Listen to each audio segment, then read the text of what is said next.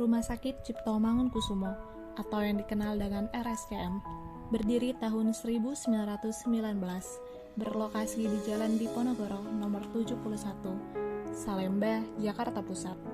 Selain sebagai rumah sakit pendidikan, RSCM juga menjadi pusat rujukan nasional rumah sakit pemerintah.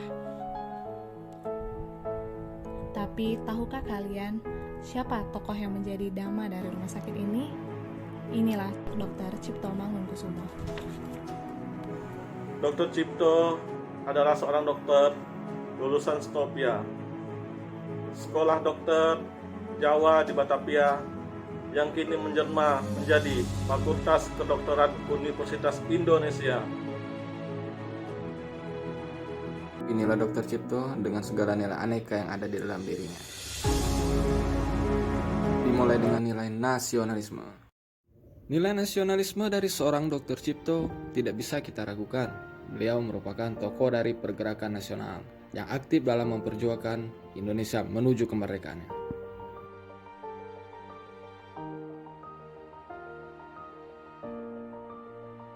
Nilai akuntabilitas merujuk pada kewajiban setiap individu, kelompok, atau institusi untuk memenuhi tanggung jawab yang menjadi amanahnya. Dan Dr. Cipto menjalankan amanah. Sebagai seorang dokter, dia membantu masyarakat Indonesia pada saat itu terkena wabah dari Black Death.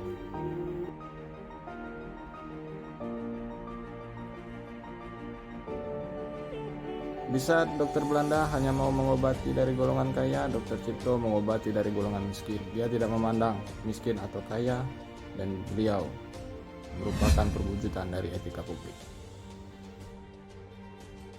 Jeffrey Lewis, peneliti pandemi influenza Hindia Belanda 1918 mengungkapkan, dokter-dokter Eropa hanya ingin mengobati pasien yang berasal dari keluarga kaya raya. Jadi dokter-dokter Eropa itu utamanya malah hanya mau biasanya merawat orang-orang Eropa dan atau pribumi kaya dan atau Fremdelsterlingen, orang-orang timur asing seperti orang Tionghoa dan atau Arab yang memang rata-rata pengusaha. Karena ya kemampuan dari masyarakat Bumi Putra itu sendiri, biaya pengobatan itu rata-rata biasanya saat itu 5 gulden. Dengan gaji yang hanya 0,15 sampai 0,35 per hari, 35 gulden per hari, itu mereka nggak sanggup.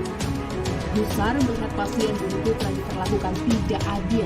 Lulusan Stovia, Dr. Cipto Mangunkusumo mengajukan diri ikut memberantas wabah pes di Malang. Beliau memberikan bantuan dengan keterbatasan APD yang ada demi namanya kemanusiaan, menolong saudara kita yang lagi kesusahan.